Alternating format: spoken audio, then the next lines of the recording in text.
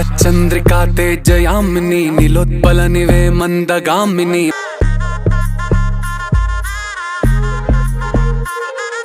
ప్రమద్దీపికా హంసభామిని కదిలే దేవత స్త్రీవే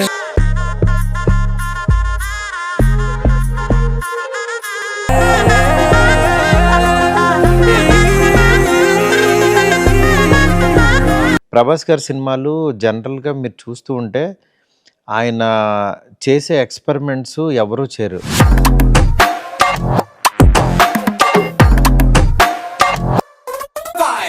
యాక్చువల్గా ప్రభాస్ గారికి ప్రేమ కథ చిత్రం సినిమా చాలా ఇష్టం. బేసికల్లీ ఆయన 2-3 సార్లు అన్నారు అనమాట, ఆ ఫన్ను అది ఎలిమెంట్స్ ఇష్టం, నీ దగ్గర అలాంటి లైన్ ఉందన్నారు. నేను తీసిన తర్వాతే దగ్గర ఆ జోనర్ లో ఒక 500 ఫిలిమ్స్ వచ్చినాయి. మీకు దెయ్యం అంటే ఒక 4 కమెడియన్స్, ఒక ఇల్లు, దాంట్లో వాళ్ళు చేసే ఫన్ను, దెయ్యాన్ని రకరకాలుగా ఎన్ని రకాలుగా చేయాలో అన్ని రకాలుగా చూపించేశారు. ఒక బిగ్ స్టార్ వచ్చి మళ్ళీ హర్రర్ కామెడీ జోనర్ లో ఒక సినిమా జరుగుతుందని అంటే, బిగ్ స్కేల్లో చెయ్యాలి అని అంటే మనం ఎంత చేసినా సరే కామెడీకి దీనికి పర్టికులర్ రెస్ట్రిక్షన్స్ ఉంటాయి.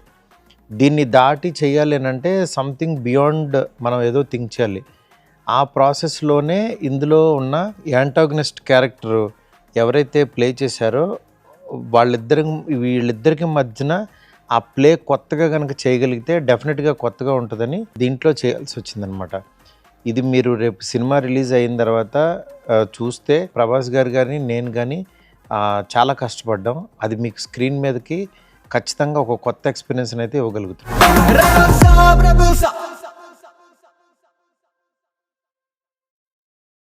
Hi everyone, it's been a long unforgettable journey with the Raja Saab. After years of passion, hard work, the film is now ready to be released. Before you watch it on a big screen, we want to take you a little deeper into the world of Raja Saab. From story to music, from action to art,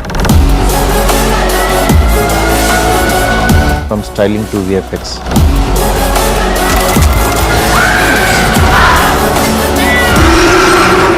Stay tuned. Welcome to the legacy of Raja Saab.